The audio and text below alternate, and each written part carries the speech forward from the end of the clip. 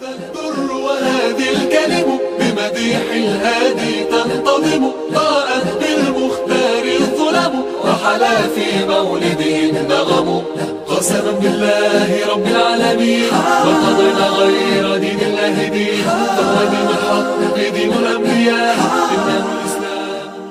वाजिबुल एहतराम बुज़ुर्गों और दोस्तों, आज का हमारा मौदू कि असल कामयाबी क्या है। आज के तरक्की याफ्ता दौर में हमारे मजालिस महाफिल में अक्सर ये गुफ्तगू होती है कि भाई कामयाबी किस में है। जब भी हम आपस में बैठते हैं तो कामयाबी के बारे में गुफ्तगू होती है और ये गुफ्तगू करते हैं कि भाई कामयाबी अगर ये काम किया जाए तो ये बंदा कामयाब हो गया या हो जाएगा, अगर ये अमल किया जाए तो बंदा कामयाब होगा। जबकि अपने बच्चों के लिए, अपनी औलाद के लिए भी कामयाबी की दुआएं करते हैं कि अल्लाह उन्हें कामयाब कर दे। लेकिन ये कामयाबी है क्या? आम तौर पर हम दुनिया की चीज़ों को कामयाबी का ज़रिया और सबब समझते हैं, या फिर उन चीज़ों को कामयाबी का ज़रिया और सबब समझते हैं कि जो फ़ानी है, ख़त्म होने वाली चीज़ें हैं और एक टाइम आएगा कि उसका वजूद भी नहीं होगा और एक टाइम ऐसा था कि उसका वजूद नहीं था। चुनांचे कुछ लोग तिजारत को कामयाबी का ज़रिया समझते हैं कि भाई अगर कोई बंदा तिजारत कर ले तो ये बड़ा कामयाब आदमी है। कुछ लोग अच्छी नौकरी को कामयाबी का ज़रिया समझते हैं और ये समझते हैं कि फिर कामयाबी के भी मायारात और है। स्टूडेंट लाइफ में अच्छे नंबरात को कामयाबी का ज़रिया समझा जाता है कि अगर अच्छे नंबर आ जाए तो ये कामयाबी है, इसमें कामयाबी है। जब कमाने का दौर आ जाए तो कोई तिजारत में कामयाबी समझता है, कोई समझता है कि नौकरी में कामयाबी है। बल्कि कुछ लोग तो अल्लाह तबारक व तआला से बगावत करके सूदी कारोबार कर रहे होते हैं और वो समझते हैं कि भाई इसमें हमारे लिए कामयाबी है क्योंकि पैसा ज़्यादा मिल रहा है। इसको समझने के लिए एक और बात समझना ज़रूरी है और वो ये है कि हम दुनिया में अपने आने का मकसद समझ लें कि अल्लाह तबारक व तआला ने दुनिया में हमें किस मकसद के लिए भेजा है। चुनांचे कुरान करीम में अल्लाह तबारक व तआला फरमाते हैं, वमा खलक़तुल जिन्ना वल इंसा इल्ला लियअबुदून, मैंने जिन्नात और इंसानों को सिर्फ अपनी इबादत के लिए पैदा किया। मा उरीदु मिनहुम मिर रिज़्क़िन व मा उरीदु अन युतइमून, मैं उनसे रिज़्क़ का तकाजा भी नहीं कर रहा हूँ और न ये तकाजा करता हूँ कि वो मुझे खिलाए, बल्कि राज़िक़ तो अल्लाह तबारक व तआला है। रिज़्क़ की जिम्मेदारी तो अल्लाह ने खुद ली है। आगे फरमा रहे हैं, इन्नल्लाह हुवर रज़्ज़ाक़ु ज़ुल क़ुव्वतिल मतीन, रिज़्क़ की जिम्मेदारी तो अल्लाह तबारक व तआला की है। फिर इंसान से अल्लाह क्या चाहता है? इंसान से चाहता है कि ये बंदा मेरी इबादत करे, मेरी इबादत में अपनी ज़िंदगी गुजारे। अल्लाह तबारक व तआला दूसरी जगह फरमा रहे हैं, अल्लज़ी खलक़ल मौत वल हयात, अल्लाह वो ज़ात है जिसने मौत और हयात का निज़ाम बनाया। पहले अल्लाह तबारक व तआला, एक बंदा था जो आदम में था, उसका वजूद नहीं था। अल्लाह तबारक व तआला उसको वजूद देते हैं, ज़िंदगी देते हैं। फिर इस ज़िंदगी के कुछ तकाज़े हैं, अल्लाह तबारक व तआला की तरफ से कुछ अहकामात है। उन अहकामात पर अमल करके या अल्लाह की नाफरमानी करके ये अपनी ज़िंदगी गुजार के फिर अल्लाह तबारक व तआला इस पर मौत तारी करते हैं। और ये सारा प्रोसेस, इसका मकसद क्या है? लियब्लुवकुम, ताकि अल्लाह तुम्हें आजमाए, अय्युकुम अहसनु अमला, कि तुम में से कौन अल्लाह का बंदा अल्लाह की दी हुई जो है ना अल्लाह के दिए हुए रास्ते पर और अल्लाह के बताए हुए अहकामात पर चलता है। वहुवल अजीज, अल्लाह जबरदस्त है। अल्लाह फैसला कुन बात करते हैं। ऐसा नहीं है कि आज फैसला हो दुनिया के अदालतों की तरह और कल उसका फैसला कल आदम हो जाए, ऐसा नहीं है। वहुवल अजीज, वो जबरदस्त है, अल गफूर। अब लेकिन एक है इंसान का मकसद, दूसरा है इंसान के लिए जरूरियात। मकसद और चीज है, जरूरत और चीज है। दुनिया की कमाई, दुनिया में कमाना और रिज्क का हुसूल, ये इंसान की जरूरत है, मकसद नहीं है। हमने चीजें उलट कर ली है, हमने मकसद को जरूरत बना लिया और जरूरत को मकसद बना लिया। जरूरत का मतलब क्या होता है? जरूरत का मतलब यह है कि जितने की चाहत हो, जितना बंदे को चाहिए होता है, इतना बंदा कर लेता है, बाकी छोड़ देता है। तो रिज्क इंसान की जरूरत है और जरूरत बस इतना हो कि जितने से आप के जो खाना पीना मामलात ये सारे के सारे पूरे हो जाए, उसके बाद बाकी जिंदगी मकसद में लगा दी जाए। लेकिन इस वक्त मुआशरे में हर बंदे ने इस जरूरत को अपनी जिंदगी का मकसद बना लिया है और सारी दुनिया इस दौड़ में लगी हुई है, इस तगु दो में हर बंदा लगा हुआ है कि भाई कैसे मैं अपना बैंक बैलेंस बढ़ा दूं और कौन सा तरीका इख्तियार कर लूं कि जिसके जरिए से मेरा जो बैंक बैलेंस है अभी अगर ये ना मिलियन में है वो बिलियन में पहुंच जाए, अगर बिलियन में है तो वो ट्रिलियन में पहुंच जाए और इसी तरह चलते चलते वो आगे होते होते बढ़ता जाए। रसूलुल्लाह सल्लल्लाहु अलैहि वसल्लम का फरमान है, लौ काना ली इब्नी व आदम वादियम मिन माल, अगर इब्ने आदम के लिए एक वादी पूरी की पूरी माल की भर दी जाए। वादी पता है किसको कहते हैं? दो पहाड़ों के बीच में जो जगह होती है उसको वादी कहते हैं। छोटी भी होती है, बड़ी भी होती है। वादियन, कोई भी वादी अगर उसको माल से भर दिया जाए, लब तगा सालिसन, ये तीसरी की तलाश करेगा। दो वादियां भर के अगर इसको दे दिया जाए माल तो फिर ये तलाश करेगा तीसरी को कि मुझे तीसरी मिल जाए। अगर तीसरी भी उसको मिल जाए, अगर रसूलुल्लाह सल्लल्लाहु अलैहि वसल्लम ने फरमाया नहीं, लेकिन ये चौथी की तलाश करेगा कि भाई चौथी मिल जाए। हालांकि ये मकसद नहीं है, ये जरूरत है।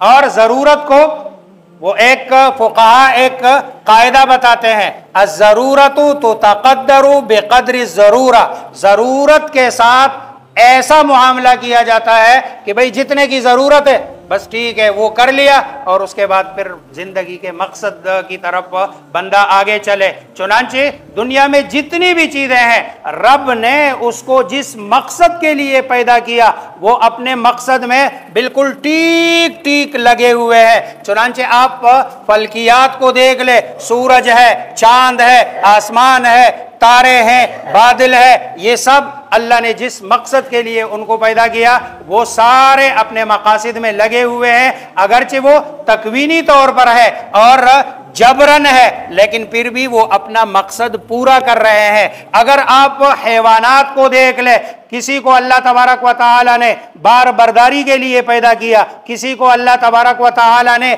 जिम्मेदारी सौंपी हमें दूध प्रोवाइड करने के लिए, किसी को जिम्मेदारी सौंपी हमें ऊन प्रोवाइड करने के लिए। वो सब अपना अपना काम कर रहे हैं और बतरीक़े अतम और अहसन कर रहे हैं। लेकिन एक इंसान है कि जो अपने मकसद को भूल गया और अपने मकसद को उसने पीछे करके जरूरत को अपना मकसद बना लिया है। हालांकि जना जरूरत ये बाद में होनी चाहिए और मकसद को मुकद्दम रखना चाहिए। और जो चीज दुनिया में, मसलन आपके घर में कोई चीज है, जानवर आपने लिया, गाय ली इस मकसद के लिए कि ये मुझे दूध की ना जरूरत पूरी करेगा और आपने मकसद उसका दूध बना लिया।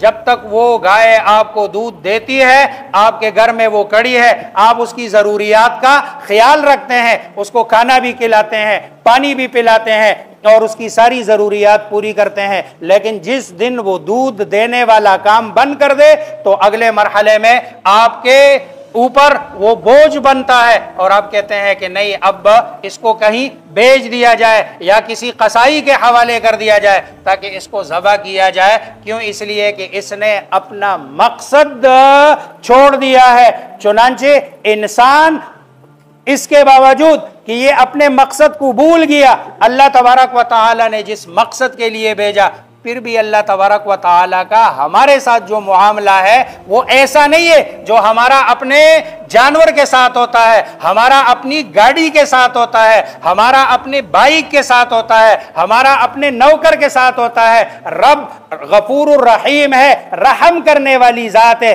फिर भी अल्लाह तबारक व तआला हमें खिला रहे हैं, हमें पिला रहे हैं। आज हम रो रहे हैं और परेशान है, बिजली का बिल ज्यादा आ रहा है, गैस का बिल ज्यादा आ रहा है और चीजें महंगी हो गई है। हर चीज जो 2 रुपए की मिल रही थी वो 10 की हो गई, जो 10 की मिल रही थी वो 100 की हो गई, 100 वाली 1000 की हो गई है। आमदन उसी जगह पर है लेकिन खर्च रोज बरोज बढ़ रहा है, मसाइल का इजाफा हो रहा है। इसके पीछे जो असल राज है वो समझने की जरूरत है और वो राज ये है कि हमने असल हकीकत को, असल मकसद को छोड़ दिया। इसीलिए अल्लाह तबारक व तआला ने हमारे ऊपर जरूरियात को भी तंग कर दिया। दे रहे हैं अल्लाह तबारक व तआला लेकिन मुश्किल से दे रहे हैं, जरूरतें पूरी कर रहे हैं अल्लाह तबारक व तआला लेकिन मुश्किलात के साथ, तकालीफ के साथ। क्यों? इसलिए कि हमने अपने मकसद को छोड़ दिया। हम सबको इज्तिमाई तौर पर अल्लाह तबारक व तआला से तौबे करने की जरूरत है कि हम अल्लाह तबारक व तआला से तौबा कर ले, इनाबत कर ले, रुजू कर ले और अल्लाह तबारक व तआला के सामने गिड़गिड़ाए। जना अल्लाह तबारक व तआला फरमाते हैं कि हम किसी कौम को वलक़द अरसलना इला, जब हम किसी कौम के पास किसी नबी को भेजते हैं, सुम्मा अखज़नाहुम बिलबअसाइ वद्दर्राइ लअल्लहुम यज़्ज़र्रऊन, हम उन पर तकालीफ भी भेजते हैं, सख्तियां भी भेजते हैं और मुशक्क़तों में मुब्तला करते हैं। क्यों करते हैं? लअल्लहुम यज़्ज़र्रऊन, ताकि ये अपने रब के सामने क्या करे? गिड़गिड़ाए, आहुजारी करे, माफी मांगे, तौबा कर ले, इस्तिग़फ़ार कर ले, ताकि रब अल्लाह तबारक व तआला उनके हालात को जना दुरुस्त कर ले। तो इंसान की जिंदगी का मकसद क्या है? और जो बंदा अपने मकसद को हासिल कर ले वही कामयाब है। चुनांचे कुरान करीम बड़ा पड़ा है कि अल्लाह तबारक व तआला ने इंसान की, खुसूसन मुसलमान की, हम समझते हैं मादी चीज़ों में कामयाबी, मुसलमान की कामयाबी मादी चीज़ों में नहीं है, मुसलमान की कामयाबी रूहानी चीज़ों में है। ये जो मादी चीज़ों की कामयाबी है ये काफिरों के लिए है, मुसलमान के लिए नहीं है। क्योंकि मुसलमान के लिए जो कानून है, ज़ाब्ता है, आईन है वो कुरान करीम है, अल्लाह तबारक व तआला की किताब है। अल्लाह तबारक व तआला ने कामयाब किसको बताया है, कामयाबी का रास्ता कौन सा बताया है। चुनांचे कुरान में अल्लाह तबारक व तआला फरमाते हैं कि कुल्लु नफ्सिन ज़ाइक़तुल मौत, कि हर नफ्स ने मौत का मजा चखना है। व इन्नमा तुवफ़्फ़ौना उजूरकुम यौमल क़ियामा, और तुम्हें तुम्हारे अजर, अच्छे का अच्छा, बुरे का बुरा क़यामत वाले दिन जरूर मिलेगा। फमन ज़ुहज़िहा अनिन नार, और जो बंदा हटा दिया गया जहन्नम से, व उदखिलल जन्नता, और जन्नत में दाखिल हुआ, फ़क़द फ़ाज़, यही बंदा कामयाब है।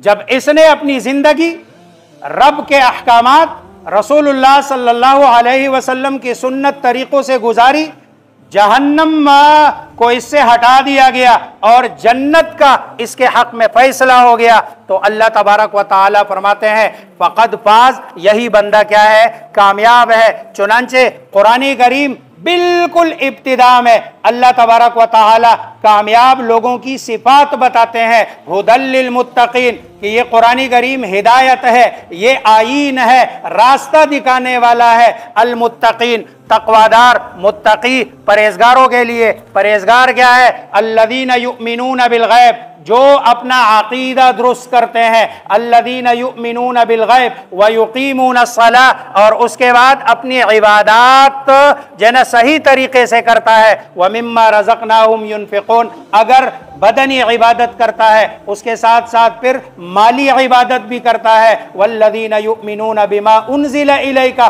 व मा उन्ज़िला मिन क़ब्लिक व बिल आखिरति हुम युक़िनून, और आखिरत का यकीन रखता है। आखिरत के यकीन का क्या मतलब है? आखिरत के यकीन का मतलब यही है कि जो बंदा जो काम जिस वक़्त चाहे खलवत में करे, चाहे जलवत में करे, लोगों के सामने करे, अकेले करे, हर सूरत में उसके जहन के अंदर, उसके दिल में ये खौफ हो कि मुझे अल्लाह तबारक व तआला देख रहा है और इसका मैंने हिसाब देना है। आज हमारी जलवतें लोगों के सामने तो हम शरीफ बनते हैं, लोगों के सामने तो हमारे आमाल अच्छे होते हैं, लेकिन जब आप खलवत में जाते हैं, अकेले होते हैं, तो अकेले के गुनाह इतने ज्यादा होते हैं, अगर मुआशरे में उसका पता चल जाए, उसका इल्म हो जाए, तो कभी कोई बंदा हमसे बात भी ना करे और हमारी तरफ देखे भी ना। जब कोई बंदा आखिरत पर यकीन रखता है तो उसकी खलवतें और जलवतें, अकेलापन और लोगों के सामने, ये दोनों बराबर हो जाते हैं। अल्लाह फरमाते हैं उलाइका अला हुदम मिर रब्बिहिम, यही लोग हैं जो अपने रब की तरफ से हिदायत पर है। व उलाइका हुमुल मुफलिहून, और यही लोग क्या है? कामयाब है। दुनिया की कामयाबी ये वक्ती कामयाबी है, आखिरत की कामयाबी ये असल कामयाबी है। अपनी आखिरत की फिक्र करनी चाहिए, आखिरत की जिंदगी को बनाने की तगो दो करनी चाहिए। चुनांचे अगर दुनिया में कोई कमी, कोई बेशी, कोई कोताही, कोई तकलीफ, कोई जना चीज आ जाए, तो अल्लाह तबारक व ताला उसके जरिए से इस इंसान के, मुसलमान के मकाम को और मर्तबे को बढ़ा देते हैं। चुनांचे हदीस में है, रसूलुल्लाह सल्लल्लाहु अलैहि वसल्लम का फरमान है कि एक बंदा अपनी जिंदगी गुजारता है, कभी माल की तकलीफ आती है, कभी औलाद की तरफ से तकलीफ का उसको सामना करना पड़ता है, कभी जान जिस्म की तकलीफ का उसको सामना करना पड़ता है। ये इसी तरह अपनी जिंदगी गुजारता है, लेकिन ईमान और यकीन के साथ, रब को राजी रखते हुए, रसूलुल्लाह सल्लल्लाहु अलैहि वसल्लम की जिंदगी और आपके उसवे को अपनाते हुए रब के साथ इसकी इस तरह मुलाकात हो जाती है कि ये गुनाहों से बिल्कुल साफ सुथरा होके जाता है। गोया कि ये दुनिया की तकलीफें, मुशक्क़तें, ये सिवाय इसके और कोई चीज़ नहीं है। इससे रब हमारे मकाम को और मर्तबे को बढ़ाते हैं, लेकिन उसके लिए शर्त यह है कि हम तकलीफ हो तो उस पर सब्र किया जाए, और अगर अल्लाह तबारक व तआला की तरफ से कोई नेमत हो उस पर शुक्र अदा कर दिया जाए। तो कामयाब लोगों का जो दुनिया में मुसलमान के लिए कामयाबी का राज है वो रब को राजी करने में है। और भी बहुत सारी निशानियां अल्लाह तबारक व तआला ने कुरानी करीम में कामयाब लोगों की बताई है, और कि दुनिया में कामयाब लोग कौन है, इंशाअल्लाह उस पर अगले जुम्मे मजीद बात होगी। अल्लाह मुझे आप सबको समझने, अमल करने की तौफीक अता फरमाए।